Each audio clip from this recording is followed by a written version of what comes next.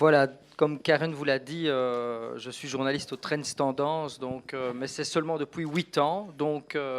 Avant cela, j'ai un parcours un peu multimédia, vu que j'ai travaillé en télé, en radio, en presse écrite, même pour le lifestyle, pour le Vif Week-end. Donc j'ai eu l'occasion de me frotter à la créativité dans différents secteurs, que ce soit la mode, le design, l'architecture.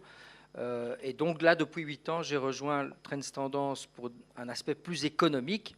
Donc je ne vais pas ici vous bombarder de chiffres, soyez rassurés, mais je voudrais quand même vous rappeler que l'industrie de la pub en Belgique, l'impact socio-économique de la pub en Belgique, ben, ça pèse quand même 3 milliards 700 000 euros chez nous, et que ça représente l'équivalent de 15 000 professions, 15 000 emplois, même si les chiffres ne sont pas toujours les mêmes selon le niveau où on se place, parce que certains gonflent ces chiffres en disant que il y a toute la maintenance, la sous-traitance aussi dans l'activation des supports. Mais bon, on ne va pas rentrer dans la polémique. Ce qu'il faut peut-être retenir, dernier chiffre, c'est le nombre d'investissements publicitaires en Belgique. On était en 2013 à 3 milliards 700 millions, ce qui est assez énorme, même si ce chiffre, ces dernières années avec la crise, s'est quelque peu ralenti. La croissance en 2013 était de 2,2%. Donc on sent qu'on sort de la crise, mais ce n'est pas encore ça. Et ça a effectivement un impact sur la créativité en Belgique, parce que Karen ne me contredira pas, de plus en plus, les annonceurs à l'international font pression pour que le marché local adapte des campagnes, et que pour certains marchés, on prend la campagne européenne, voire mondiale, et on la décline pour le marché belge. Donc ça peut avoir parfois, ces budgets peuvent avoir une influence sur la créativité directe. Alors, dernière chose, en chiffres, et puis je vous fous la paix avec les chiffres, il faut encore garder à l'esprit qu'au jour d'aujourd'hui, 40% des investissements publicitaires sont faits à la télévision. Alors c'est vrai qu'on vit une époque de transformation numérique, digitale, et que la télé est au centre du deuxième écran, mais malgré tout, les annonceurs croient toujours au mainstream qu'est la télévision. Donc 40% des 3,7 milliards sont investis en télé. La presse écrite survit encore, et ça me fait plaisir d'ailleurs, vu que je suis l'un des principaux concernés. La presse quotidienne et la presse magazine, ça représente encore 29% des investissements. Le cinéma, par exemple, c'est 1% des investissements. La radio, 13%. Et le digital, selon que l'on inclut certaines données, parce que selon les chiffres de l'Union belge des annonceurs, le digital ne représenterait que 5%.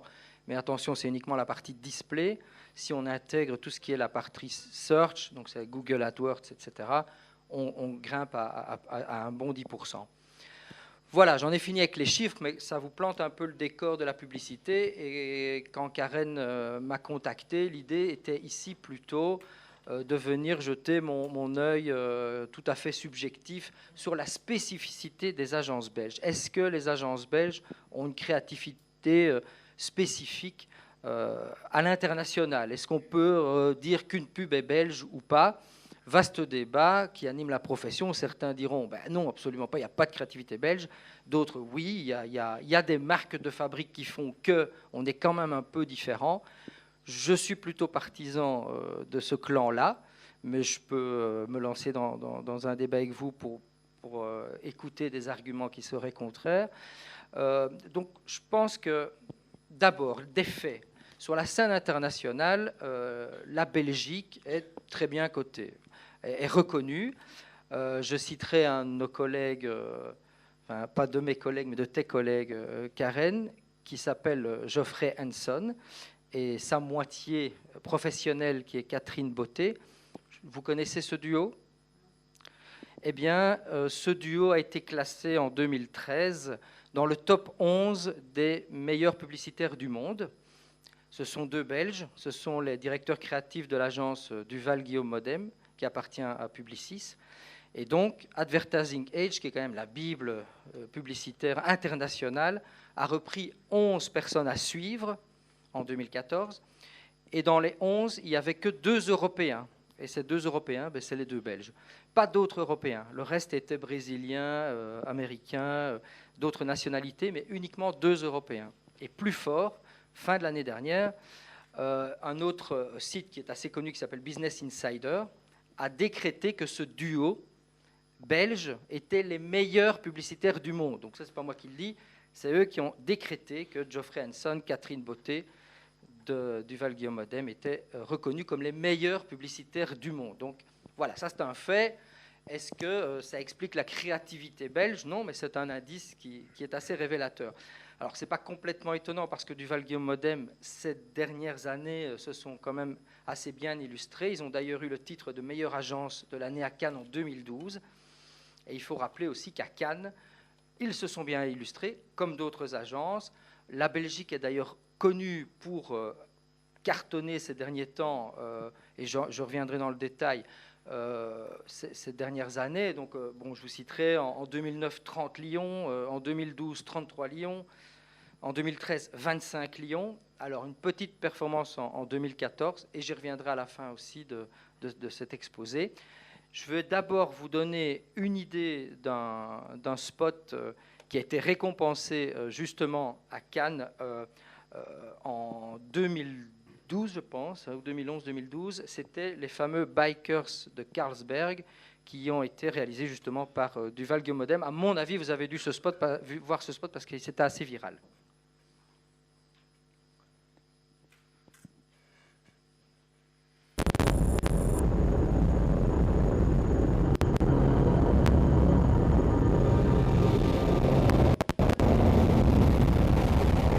Qui avait déjà vu ce spot? Je suppose tout le monde. Non, non, ne soyez pas gênés si vous ne l'avez pas vu. Qui ne l'avait pas vu?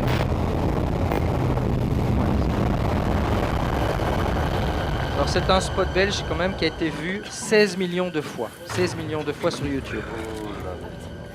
Vous avez compris très vite le principe. Des couples débarquent, il n'y a plus que de place dans le cinéma, il n'y a que des gros musclés qui ont l'air un peu méchants. Et ils se disent, est-ce qu'on va y aller ou pas?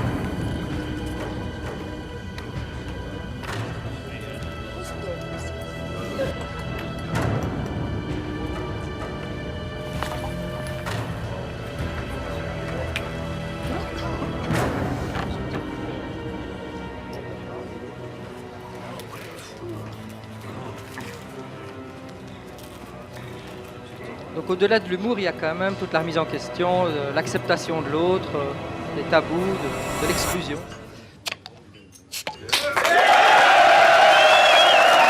Évidemment, les plus courageux sont récompensés avec une Carlsberg. A priori, il y a un décalage total entre le produit et la pub, mais pas tant que ça. Si on réfléchit,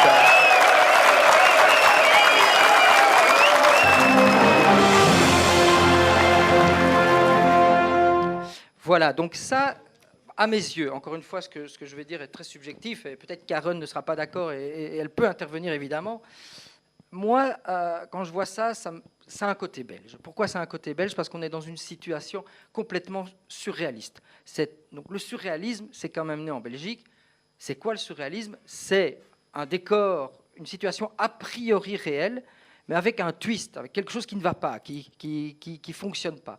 Et donc, les Belges, je pense, excellent dans cette matière-là, dans l'exploitation de ce côté surréaliste. Et souvent, lorsque les Belges vont à Cannes, enfin moi c'est ce qui m'est revenu des différents témoignages, on salue les Belges pour ce côté un peu absurde, décalé. Souvent les spots sont considérés comme des ovnis, il y a un non-sens qui est bien présent. Et surtout, beaucoup d'autodérision, même en remettant parfois l'humour sur la propre marque, en se moquant gentiment de sa marque. Alors, pourquoi on pourrait se dire que la Belgique met autant d'humour et autant de surréalisme dans ses pubs? Je crois qu'il y a un côté historique. Il ne faut pas oublier que la Belgique est au carrefour de l'Europe et surtout coincée entre trois grandes nations que sont la France, l'Allemagne, la Grande-Bretagne. Donc on a toujours été pays assez récent finalement, la Belgique, toujours été envahi par d'autres nations, on a été un champ de bataille, et donc on a l'habitude de la mettre en veilleuse et de s'illustrer par une certaine audace. Mais l'effet positif, c'est qu'on est aussi, on ne réchigne pas à l'effort, et quand on fait quelque chose, on le fait sérieusement, mais sans se prendre au sérieux. Et donc ça se retrouve fortement dans le travail des Belges, dans ce qui ressort du lot, évidemment, parce qu'il y a aussi toute une série de productions publicitaires belges qui se fondent dans la norme. Mais c'est les travaux, les œuvres, les spots qui sont remarqués sur la scène internationale, généralement ont cette part de surréalisme, d'absurdité. Et je vais vous montrer un spot qui, en 2009, a reçu 5 lions. Et c'est un case qui a été créé par Bundugle qui s'appelle Action Banners Concert.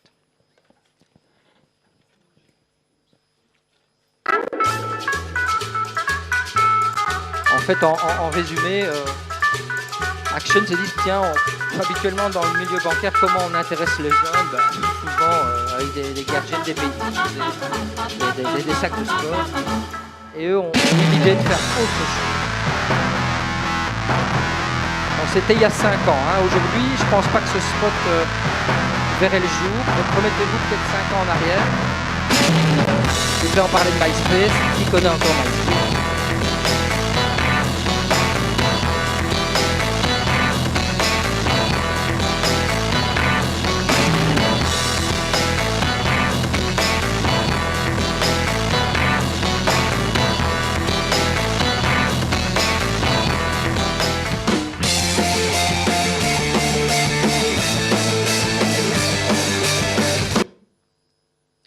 Bug. Enfin, vous avez compris difficulté de chargement, mais vous avez compris le case. En fait, il s'agit d'enfermer des vrais groupes de rock, ou des groupes amateurs, dans l'espace des banners d'un site web. Alors, je dis que ça n'aura peut-être plus le lieu aujourd'hui parce que les banners en 5 ans ont été de plus en plus désertés par les gens. Le taux de clic sur les banners a fondu en 5 ans. Donc là, c'était une époque où les banners étaient encore mieux considérés. Et donc ça, c'est de la Belgique ou de la créativité belge. C'est d'utiliser un espace avec de petits moyens, parce que là aussi, on touche à un point sensible de la créativité en Belgique, c'est que les Belges, souvent, font des grandes choses avec des petits moyens. Ce n'est pas les productions... les super productions américaines. Donc là, on voit qu'avec beaucoup de créativité et peu de moyens, même s'il y a un peu d'énergie et de moyens mis en jeu, eh bien, on arrive à faire de grandes choses et à se faire remarquer sur la scène internationale parce que justement, les gens se disent, tiens, vous les Belges, vous êtes un peu fous, vous avez réussi à faire des trucs pas mal du tout. Le deuxième point à côté de cet aspect surréaliste, qui sied à la créativité made in Belgium, je crois qu'elle est encore une fois liée au pays. Je vous ai parlé du surréalisme, mais il y a surtout la configuration culturelle. Bon, chez nous, 3 cultures, 3 langues, flamand, français, allemand. Encore une fois, parce que situation historique au carrefour de l'Europe. Mais ces 3 cultures font qu'on a 2 sensibilités différentes. Et donc, ce qui est une réalité aussi en termes de marketing, c'est quand des grands groupes comme Unilever ou Procter & Gamble veulent faire des lancements européens pour un nouveau produit, généralement, ils prennent la Belgique comme marché de test. Pourquoi ? Parce qu'ils se disent que si un produit qui n'est pas connu est lancé sur le marché belge avec sensibilité anglo-saxonne, sensibilité latine, si ça prend en Belgique, il y a de grandes chances que ça prenne en Europe et pourquoi pas dans le reste du monde. D'ailleurs, Geoffrey Hanson, que je vous ai cité, lui m'a toujours dit, quand une vraie pub belge qui marche, c'est une pub d'office international. Parce que si on arrive à faire rire un flamand et un francophone, eh bien l'essentiel du travail a déjà été réussi et on peut se rendre compte que ça risque de marcher. Donc cet aspect-là, très précis relatif à la créativité belge, c'est cet aspect laboratoire. Franchement, c'est un grand avantage par rapport à la France ou à l'Angleterre ou à l'Allemagne qui vont tester, qui vont faire leurs propres spots, souvent en se prenant au sérieux, tandis qu'ici, on fait un test, ça marche, c'est pris, et généralement c'est fédérateur parce que ça a rencontré différentes populations. C'est dommage qu'elle n'est pas là parce que je voulais montrer justement un case de Happiness, qui a été fortement remarqué aussi en 2010 à Cannes. Une des rares pubs à avoir le Grand Prix, c'est très très rare, il y a eu 3 ou 4 Grands Prix, je crois, dans l'histoire de la pub belge à Cannes, et c'est une catégorie design, et qui va vous montrer que là, on n'est plus tellement dans l'humour, mais on est dans l'audace, dans la créativité belge, dans vraiment trouver de nouvelles idées, avec quand même un petit côté ovni, parce qu'il s'agit Donc c'est un case qui s'appelle Toyota IQ Font.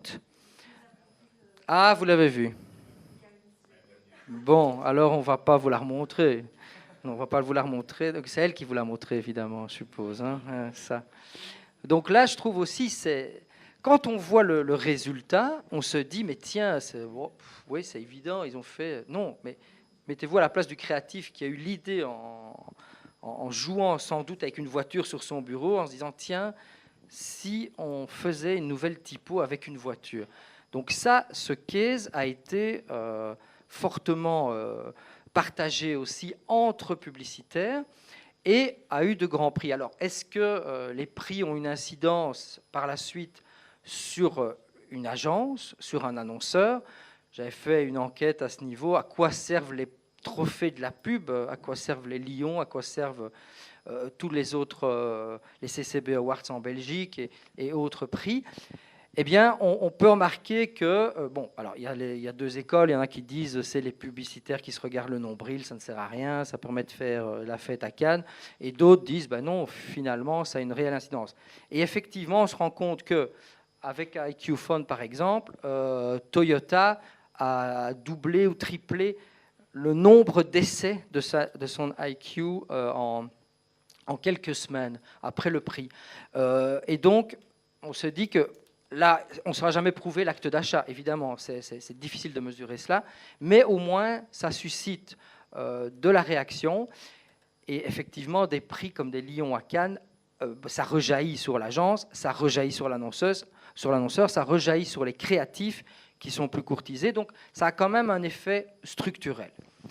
Alors, l'autre aspect qui est aussi très important dans le cadre... Donc là, on pourra enlever l'IQ, vu qu'ils l'ont déjà vu. On pourra passer après, mais pas tout de suite au suivant. Un autre aspect qui est très important depuis quelques années seulement pour la créativité belge, c'est effectivement le web et l'explosion des réseaux sociaux.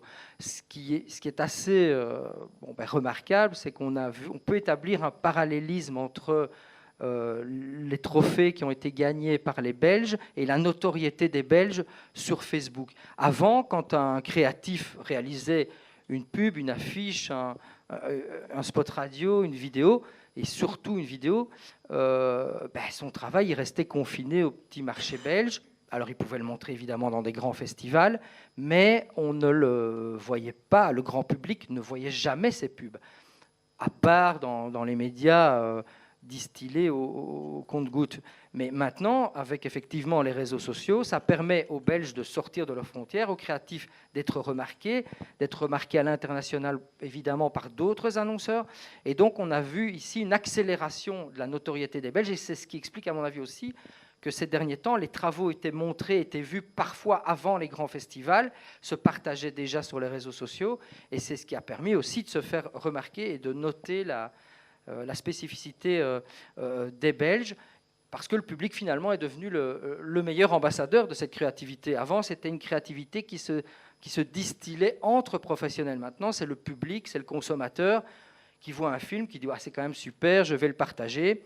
Et je vais vous montrer le record de vues sur YouTube pour une pub belge. Là, je suppose que vous l'avez déjà tous vu. 51 millions de vues sur YouTube. Je rappelle qu'on n'est quand même que 11 millions en Belgique. 50 millions de vues sur YouTube pour un spot qui s'appelle A Dramatic Surprise in a Quiet Place. À mon avis, vous l'avez. Qui ne l'a jamais vu? On va attendre peut-être les premières images. Donc une place d'un petit village, un gros bouton rouge. Là aussi, on est en plein surréalisme. Une place normale, un pilier, un bouton rouge. Appuyez ici pour avoir de l'action, pour avoir du drame. Vous l'avez tous vu ou pas? Alors ça, c'est aussi du Val-Guillaume.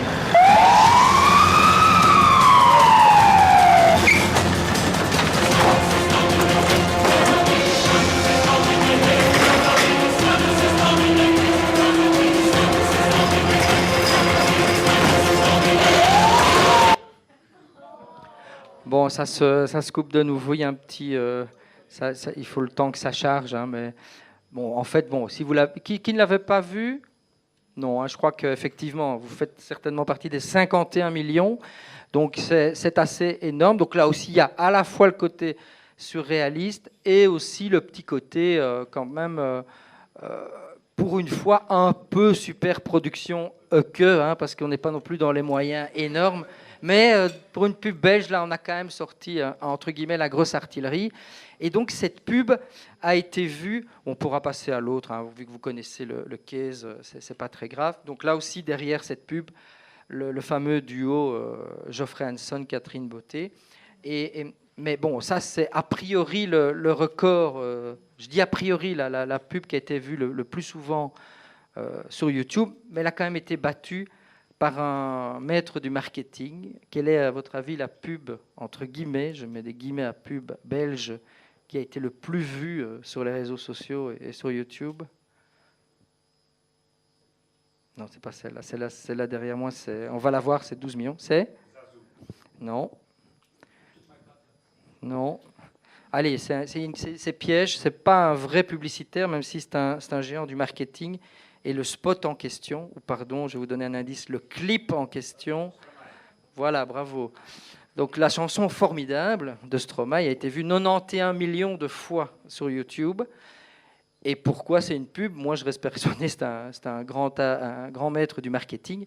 Et d'ailleurs, les vidéos, il y a eu du teaser avant, des complicités, des images volées sur smartphone, enfin même pas volées, prises dans la rue.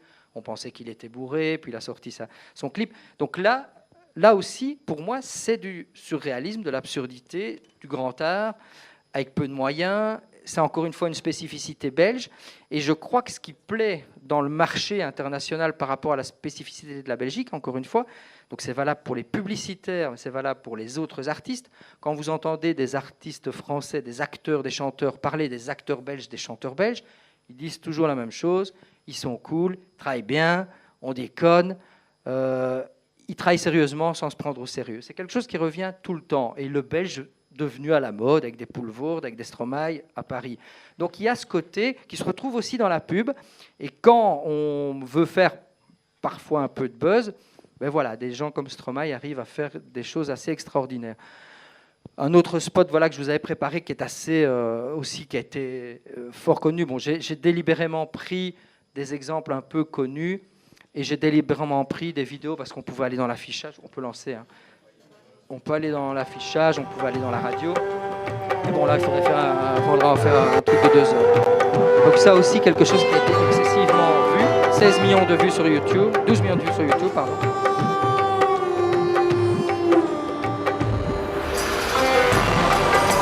Vous l'avez vu ou pas? Merci.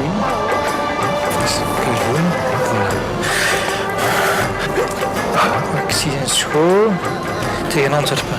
Ja, Insecten. dat blieft? Ik voel 2 insecten op je rug. Kan dat? Ja, vlinders. Slovenie? Zo, hè. Een moto oranje. Pas erop. Zenith. Ah, de nouveau, on n'a pas de chance. Hein, ça. Chaque fois, il faut peut-être... vous pouvez peut-être mettre sur pause et le laisser charger en revenant un peu.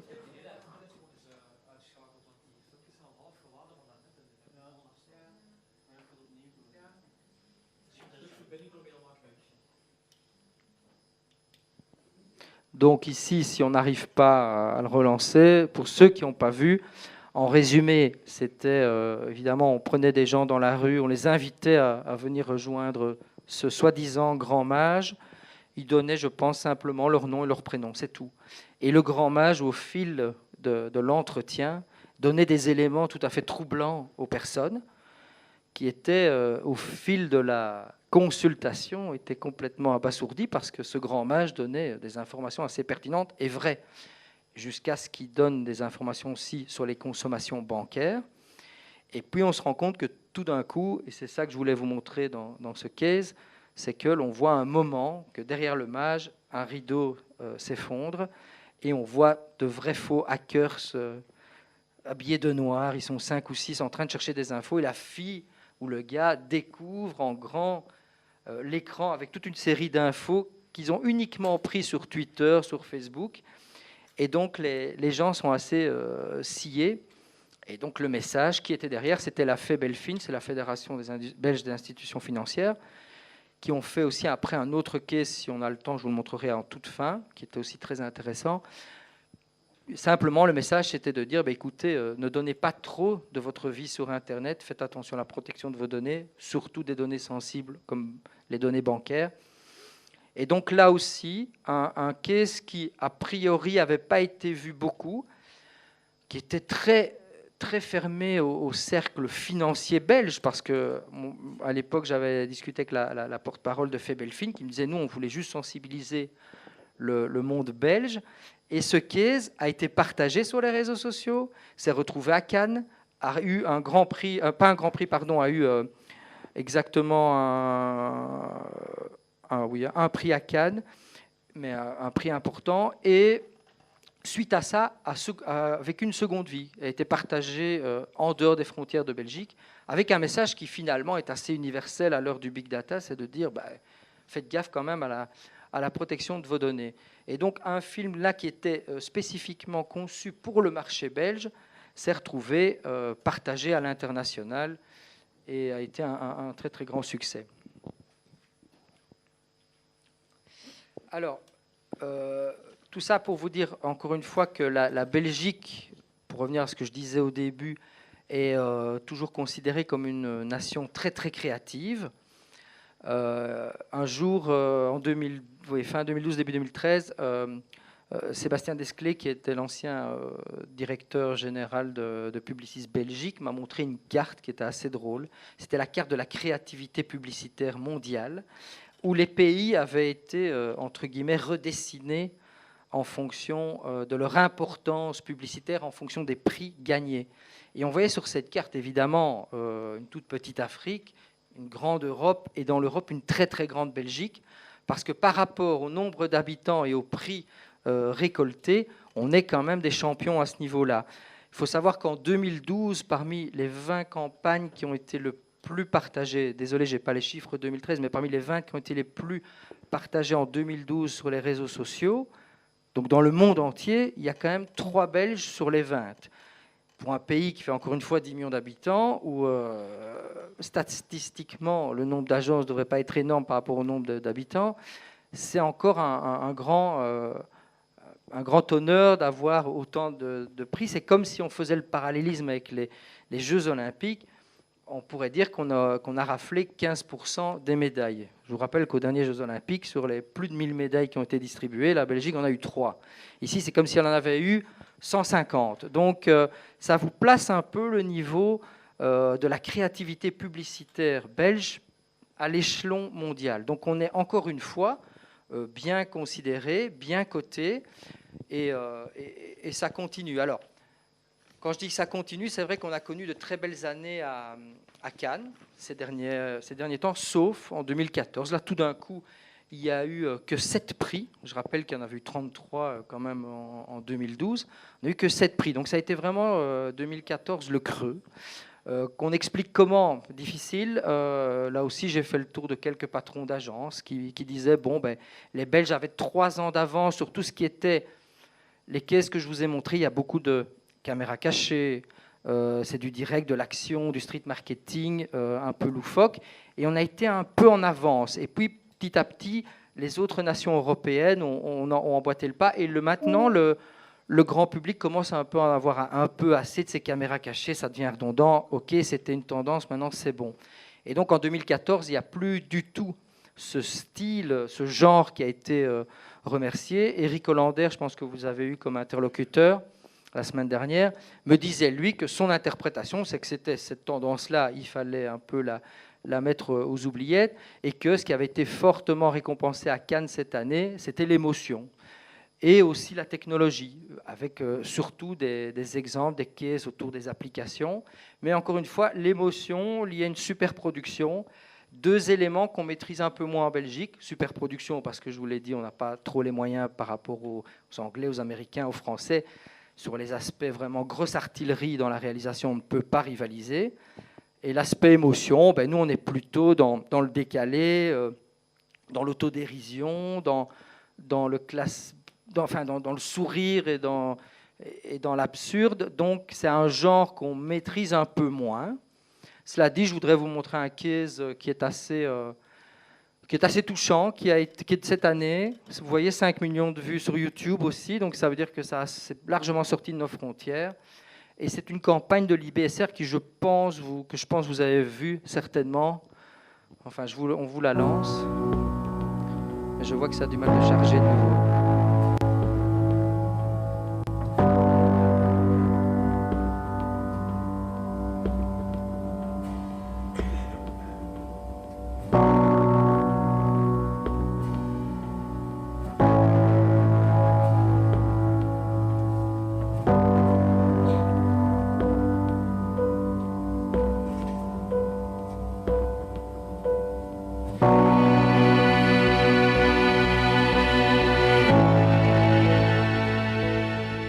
Haar leven op onze aarde was nog niet geleefd. Si la mort n'est pas acceptable, elle fait cependant partie du chemin de la vie. Laat ons hier even een momentje bij stilstaan. Bon, malheureusement, les violons vont être bientôt rattrapés par la technologie et on va rater le meilleur. Je cède maintenant la... Voilà. On n'a pas de chance, hein. On n'a vraiment pas de chance avec la technologie aujourd'hui. Mais tout ça pour vous dire, effectivement, le spot dure, enfin le case dure 2 minutes 30, 3 minutes, je pense. Et qu'est-ce qu'on voit? C'est, là aussi, les Belges peuvent quand même de temps en temps faire fort dans le violon. Vous l'avez compris, on a invité des gens à assister à leurs propres funérailles. Et donc, vous allez voir que c'est crescendo, que les parents, les petits amis, les copains défilent. Et ils se sont vraiment laissés prendre au jeu et ont vraiment pleuré. Et donc, c'est une campagne qui, a priori, pour le marché belge, l'IBSR, a franchement dépassé les frontières et a été vue, je le rappelle, 5 millions de fois. Mais je m'aperçois que je parle beaucoup trop donc, et que j'ai dépassé mon temps de parole. Donc voilà, en résumé, retenez ceci, je pense que la spécificité des agences belges tourne autour de 3 mots. C'est le surréalisme, c'est la configuration culturelle du pays, hein, l'aspect laboratoire. On est 2 communautés aux sensibilités assez différentes, latines, anglo-saxonnes, qui font que quand une campagne marche en Belgique, il y a de grandes chances à ce qu'elle marche à l'international. Et l'aspect mondialisation qui fait que, contrairement à il y a 10 ans, où le sérail publicitaire se regardait le nombril et ne pouvait que partager son travail entre pairs, eh bien, aujourd'hui, avec Facebook, avec les réseaux sociaux, la créativité belge a explosé et a dépassé les frontières avec des chiffres immenses pour certaines campagnes, encore une fois, qui fait que le travail est salué à l'extérieur et contribue à la notoriété de nos agences. Je vous remercie de votre attention.